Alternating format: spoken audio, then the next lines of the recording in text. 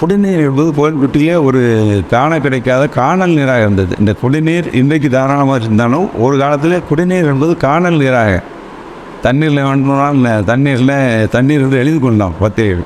அந்த அளவிற்கு ஒரு மாதத்துக்கு ஒரு நாள் கோயில்பட்டி என்றால் பெண் தர மாட்டார்கள் என்ற நிலையெல்லாம் இருந்தது. அதை நான் சேலஞ்சாக சவாலாக இது புரட்சித் தலைவர் அம்மா அவர்கள் சொன்னார்கள், எங்கள் ஆட்சி இருந்தால் 2வது வெப்பம் திட்டம் தருவோம் என்றார்கள். நான் முதலாக சட்டமன்ற உறுப்பினராக நேற்று பண்ண வெற்றி பெற்ற உடனேயே முதலாக சட்டமன்றத்தில் கன்னி பேச்சிலேயே கோயில்பட்டிக்கு 2வது வெப்பம் திட்டம் வேண்டும் என்று சொன்னால் அம்மா அவர்களும் கிட்டத்தட்ட 96 கோடி ரூபாய் ஒதுக்கி இன்றைக்கு முழுமையாக 2வது வெப்பம் திட்டம் நிறைவேற்றப்பட்டு அம்மாவின் மறைவுக்கு பிறகு எடப்பாடியார் முதலமைச்சராக இருந்து அவரை நேரடியாக கோயில்பட்டிக்கு வந்து அந்த திட்டத்தை கோயில்பட்டி மக்களுக்கு அர்ப்பணித்திருந்தார்கள். இது 45 ஆண்டு கால வரலாற்று சாதனை. அதே போல் நான் படிக்கின்ற நான் தேர்தலில் போட்டியிடும் போது முதலே சொன்னேன். நான் சொன்னவங்க அரசு பள்ளிகள் இல்லாதவர்களே இருந்தது, நான் முதல்ல சொல்லியிருந்தேன். அதே போல் அரசு கலைக்கல்லூரி வந்து மாணவ செல்வங்க கோரிக்கை வைத்தார்கள். நானும் சொன்னேன், நான் வெற்றி பெற்றால் அரசு கலைக்கல்லூரி வந்து கோல்பட்டி பெற்று பெறுவோம்னு சொன்னேன். அது 2013 கலைக்கல்லூரியை பெற்று இன்றைக்கு அது ஆராய்ச்சி படிப்பு PhD படிக்கின்ற அளவுக்கு 900கணக்கான மாணவ செல்வம் படிக்கின்ற அளவுக்கு அது வளர்ந்திருக்கின்றதை பார்க்கின்ற நேரத்தில் இயன்ற பொண்ணின் பெருவிக்கும் தன் மகனை சான்றோன் என கேட்ட தாய் என்ற திருப்பொருளின் ஒன்பது பண்ணி அந்த மகிழ்ச்சியை நான் அடைகின்ற அந்த தொழிலை பார்க்கின்ற நேரத்தில் அதே போல் கோயில்பட்டி இத்தனை சிறப்புகள் வைத்தாலும் விளையாட்டில் நாம் தேசிய விளையாட்டு காக்கி, அந்த தேசிய விளையாட்டு காக்கிக்கு மிகவும் பெயர் பெற்ற ஊர் என்று சொன்னால் அதுவும் கோயில்பட்டி தான், நம்ம கோயில்பட்டி தான். அந்த கோயில்பட்டியை மிக சிறப்பாக அங்கே விளையாடுவதற்கு அந்த ஒரு மைதானம் இருந்தது. அது பல்வேறு காரணங்களால் நீதிமன்றத்தின் சென்றால் விளையாட முடியவில்லை என்று இளைஞர்கள் ஆர்வலர்கள் விளையாட்டு ஆர்வலர்கள் காக்கி விளையாட்டு வீரர்கள் போன்றவர்களாம் முதல் தேர்தல் பிரச்சாரத்தில் என்னிடம் கோரிக்கை வைத்தார்கள். நான் அவர்கள் வாக்குறுதி கொடுத்தேன், நான் வெற்றி பெற்றால் சிறப்பான மைதானத்தை அமைத்தேன் என்று சொன்னேன். அதை அன்றைக்கு முதலமைச்சராக பொறுப்பேற்ற புரட்சி அம்மாவுடைய இடத்துக்கு கூட்டினேன், சட்டமன்றத்திலையும் பேசினேன். அம்மா அவர்கள் கனவுலே கூட நாங்கள் இணைத்து நாம் யார் கோயம்புத்தூர் மக்கள் மட்டும் இல்லை தென் மாவட்ட மக்களே எதிர்பார்க்காத அளவிற்கு உலகத்தரம் வாய்ந்த ஹாக்கி மைதானம், அது இன்டர்நேஷனல் விளையாட்டு ஸ்போர்ட்ஸ் எல்லாம் நடக்கின்ற அளவுக்கு இன்றைக்கு கூட விளையாட்டு போட்டி நடக்கிறப்பதாக கேள்விப்பட்டேன். அந்த அளவுக்கு உலகத்தரம் வாய்ந்த ஒரு ஹாக்கி மைதானத்தை 9 கோடி ரூபாயில் அமைத்து தட்டி அங்கே விளையாடுகின்ற மாணவர் வந்துட்டு பயிற்சி தர வேண்டும் போது அதுவும் 1.5 கோடி ரூபாய், ஆக 10 கோடி ரூபாய்க்கு மேலாக ஒரு விளையாட்டு மைதானத்தை, அது ஆர்டிஃபிஷியல் கிரவுண்டு நீங்கள் சொல்கிறோம் ஆர்டிஃபிஷியலாக செயற்கை புல்வெளி மைதானம். அந்த புல்வெளியே ஆஸ்திரேலியாவில் வந்தது. அதில் மாற்றப்பட்ட லைட்டு நம்ம சூரியன் வந்து அனைவரும் கப்பல் மூலமாக அங்கிருந்து வரவிக்கப்பட்டு இரவிலோட மின்னொன்னே பாஞ்சார விளையாடுகின்ற அளவிற்கு அங்கே அமைக்கப்பட்டு இன்றைக்கு சிறப்பான நிலையில் அந்த மைதானம் அமைக்கப்பட்டிருக்கு. இதெல்லாம் சாதனைகளாக வரலாற்று சாதனையாக நான் வாழ்நாள் போது எனக்கு பிறகும் என்னுடைய தலைமுறையான பிறகு அளவுக்கு இந்த பணியெல்லாம் நடைபெற்றிருக்கின்றன என்பதை மகிழ்வோடு தெரிவித்துக்கின்றேன். தீர்த்த திருவிழா என்று சொல்லுவாங்க.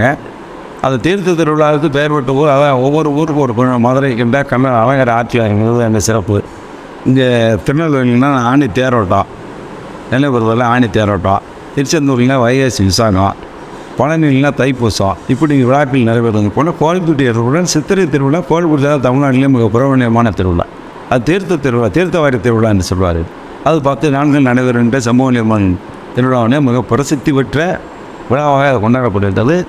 நான் சிறுவயது நான் மட்டும் இல்லை, இன்றைக்குள்ள தலைமுறை சிறுவயதில் கூட அந்த கோயில்பட்டிக்கு சென்றதே ஒரு பெருமையாக சிறப்பாக மகிழ்வாக கொண்டாடக்கூடிய விழாவாக சித்திரை திருவிழா கோயில்பட்டியின் பெருமை சேர்க்கின்ற விழா என்பதை நான் இந்த நேரத்தில் மகிழ்வோடு பகிர்ந்து கொள்கிறேன்.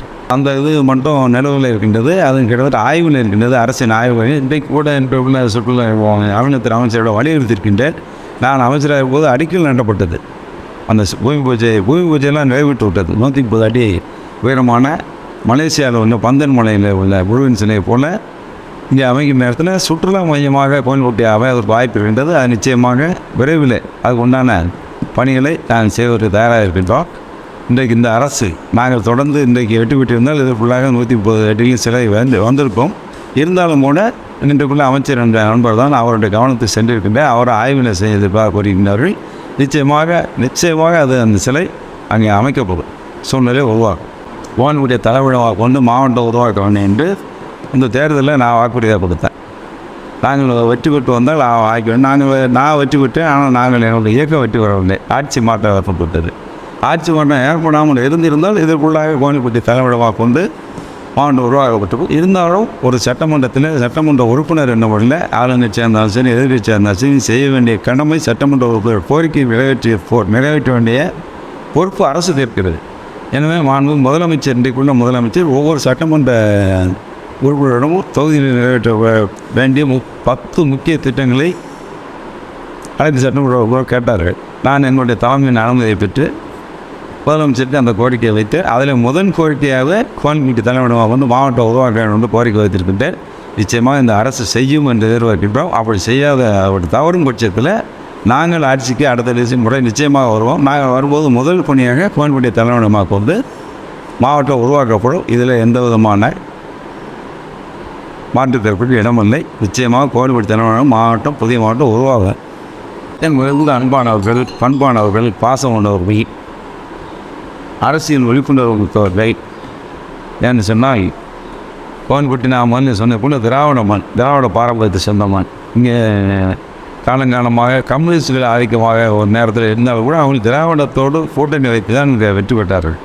திராவிட கட்சிகளோடு அது குறிப்பாக அண்ணா திராவிட முன்னேற்றம் அது அதிமுக அண்ணா திராவிட முன்னேற்ற கழகத்தின் மீது அதிகமான பற்றும் ஆதரவும் உண்ட மனநிலை உண்ட மக்கள் கோவில்பட்டி அதற்காக நன்றி கடனாகத்தான் நாங்கள் அத்தனை திட்டங்களை கோவில்பட்டி தொகுதிக்கு இன்றைக்கி தண்ணீரை விட்ட தொகுதியாக உருவாக்கி தந்திருக்கிறேன். கோவில்பட்டி தொகுதியில் கோவில்பட்டி நகராட்சியில் 36 வார்டு, 3 பேரூராட்சிகள் கோவில்பட்டி தொகுதியில் கழுகுமலை, கயத்தாறு, கடம்பூர் 3 பேரூராட்சிகள், 64 ஊராட்சிகள், அதில் 131 கிராமங்கள் உள்ளடக்கியது தான் கோவில்பட்டி சட்டமன்ற தொகுதி.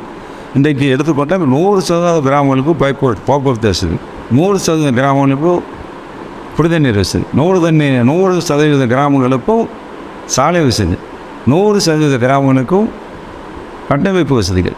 ஆக பள்ளிக்கூடங்கள், ரேஷன் கடைகள், நேவலை கடைகள், அங்கன்வாடி கட்டடங்கள் போன்ற அனைத்தும் இன்றைக்கு ஒரு கிராமத்தோடு எந்த வசதி இல்லாத நிலை இல்லை என்ற நிலையை உருவாக்கியதை என் வாழ்நாள் சாதனையாக நினைக்கின்றேன். அந்தளவுக்கு கோவில்பட்டி பகுதி மக்கள் எந்த இது வேண்டும், எந்த அவனுக்கு தேவையான அத்தனைட்டையும் எந்த நேரமும் என்னை சந்திக்க 24 மணி நேரமும் 24/7 என்று சொல்வார்கள் மருத்துவ சேவையில். அதே போல் எந்த நேரமும் நீங்கள் பேசிக்கொண்டிருக்கும்போது பார்த்தீங்கன்னா தொலைபேசியில் உலக இரவு முழுவதும் என்னை அழைப்பார்கள். நானும் மக்களோடு ஐக்கியமாக இருப்பேன், மக்களும் என்னோடு ஐக்கியமாக இருக்கின்றார்கள். அதுதான் கோவில்பட்டி தொகுதி மக்களையும் என்னிடம் பிரிக்க முடியாது, என்னிடம் வந்து மக்களையும் பிரிக்க முடியாது, மக்களிலிருந்து என்னையும் பிரிக்க முடியாது. இதுதான் கோவில்பட்டி தொகுதி மக்கள் என்னோட நாங்கள் ஐக்கியமாக இருக்கின்றோம். எனவே கோவில்பட்டி தொகுதிக்கு இன்னும் எண்ணற்ற பணிகளை நான் திட்டமிட்டிருந்த பணிகளை நீங்கள் சொல்லுவோம், முருகன் சிலை, மாவட்டம், இது போன்ற தொழில் பூங்கா, ஐடி இண்டஸ்ட்ரியல் பார்க், இதெல்லாம் அவங்க கோவில்பட்டியோட அத்தனை அரசு நிறுவனங்களுக்கும் அரசு அலுவலர்களுக்கும் சொந்த கட்டடம் நாங்கள் ஆட்சியில் கட்டி பிடித்தாகி விட்டது. ஆக தண்ணீரை பெற்ற தொகுதியாக கோவில்பட்டி உருவாக்கணும். 2வது திட்டம் மிக முக்கியமான திட்டம். அதான் தீவண்டி தொழிற்சாலைக்கு மத்திய அரசு ஜிஎஸ்டியில் 18% உயர்த்தியது. நான் முதலமைச்சர் அனுமதி பெற்று தொழில் சார்ந்த பிரதிநிதிகளை பிரபலமையினால் அழைத்து டெல்லிக்கு சென்று மத்திய நிதியமைச்சர் சீதாராமன் நிர்மலா சீதாராமனை சந்தித்து 18% வரை 12% குறைத்தால் தான் தீப்பிடித்தொழில் பாதுகாக்கப்படுகின்றேன். உடனடியாக அவர் குறைத்து கொடுத்தார்கள். அதனால் தீப்பிடித்தொழில் பாதுகாக்கப்பட்டது. ஒரு தீப்பிடி தொழிலாளருக்கு நலவாரி அமைக்க வேண்டும் என்று ஆனால் எடப்பாடியாருடைய தலைமையில் கோரிக்கை வைத்து அமர்வும் உடனடியாக செய்து கொடுத்தார்கள். அதுவும் நிறைவேற்றப்பட்டிருக்கின்றது. ஆக இத்தனை பணிகளும் கோவில்பட்டி தொகுதி மக்கள் ஏதோ உரிமையோடு என்னை கேட்பார்கள். நானும் கடமை உணர்வோடு அவங்க செய்து வருவேன். இதுதான் கோவில்பட்டி தொகுதி மக்களுக்கு எனக்கு உள்ள பிணைப்பு, பாசம் என்பதை தெரிந்து கொள்வீங்க. இண்டஸ்ட்ரி பார்க் பொறுத்தவரைக்கும் இருந்துச்சா, அதுவும் என்னுடைய தேர்தல் அறிக்கையில் இருந்துச்சு. அதுவும் இண்டஸ்ட்ரியல் பார்க் பூங்கா வருகின்ற நேரத்தில் அதிகமான இளைஞர்களுக்கு வேலைவாய்ப்பு கிடைக்கின்ற சூழ்நிலை உருவாகும். அதுவும் நிச்சயம் செய்யப்படும் என்பதை நேரத்தில் வருது. அதுபோக ஆட்சியில் நாங்கள் எடுத்த முடிவின் காரணமாக தான், நாங்கள் எடுத்த முயற்சியின் காரணமாக தான் இன்றைக்கு பார்ட் 2 ஏற்கனவே சிப்கோ அங்கே இருக்குது திட்டங்களுக்கு. பார்ட் 2 இன்றைக்கி இங்கே லிங்கப்பட்டியில் அமைக்கப்பட்டிருக்கிறது. அது நாங்கள் எங்கள் ஆட்சியில் எடுக்கப்பட்டு, அதே போல் எங்கள் ஆட்சியில் கால்நடை ஆராய்ச்சி நிலையை அமைவதற்கு, ஆராய்ச்சி மையம் அமைவதற்கு ஒரு அடிக்கல் நடத்தினோம். அந்த வேலையை இந்த கிணப்பில் போட்டிருக்கிறார்கள் இந்த ஆட்சியாளர்கள். அதையும் மீண்டும் வலியுறுத்திக்கிட்டேன். நிச்சயமாக அதையும் என்ன சொல்ல, நம்ம விவசாயத்துக்கு அடுத்தபடியாக, தீப்பிடி தொழிலுக்கு அடுத்தபடியாக அதிகமான மக்கள் செய்கின்ற தொழில் நமது தொகுதிப்படுத்த கோவில்பட்டி மக்கள்னு சொன்னால் கால்நடை வளர்ப்பு தான். அவங்களுக்கு அந்த கால்நடை ஆராய்ச்சி நிலையம் மையம் தேவை. அதே போல் தான் இன்றைக்கி நிர்மலா சீதாராமன் அவர்களை சந்தித்த நேரத்தில் ஜிஎஸ்டிக்கு எப்படி வரியை கொடுத்தாரனோ அதே போல் ஒரு நேஷனலிஸ்ட் பேங்க் தேசியமயப்பாட்டை வாங்கி விழிசேரி கிராமத்துக்கு வேண்டும் என்று கோரிக்கை வைத்தார். நான் கோரிக்கை வைத்து ஒரு வாரத்திலேயே அவர் நிறைவேற்றி தந்து இன்றைக்கி அந்த இந்தியன் வங்கி விழிசேரி கிராமத்தில் செயல்பட்டு வருகின்றது என்பதை மகிழ்வோடு தெரிவித்துக் கொள்கின்றேன். ஆக கோவில்பட்டி தொகுதி என்பது மக்களுடைய தொகுதி அல்ல, அது என்னுடைய தொகுதி. மக்களுடைய மனநிலையை நான் புரிந்த காரணத்தினால் மக்களுக்கு என்ன வேண்டும் என்பதை அத்துப்படியாக கிட்ட 3 முறை தொடர்ந்து நான் வெற்றி கொண்டிருந்தால் அது நிச்சயமாக மக்களுடைய உணர்வுகள் மதிப்பளிக்கிறதோடு உணர்வுகளை பிரதிபலிக்கின்ற மக்களின் உணர்வுகளை பிரதிபலிக்கின்ற சட்டமன்ற உருவாக என்னுடைய பணி வருங்காலத்தில் இருக்கும் என்பதை சொல்லி அனைத்து மக்களுக்கும் நன்றியோடு வணக்கத்தை தெரிவிக்கிறேன்.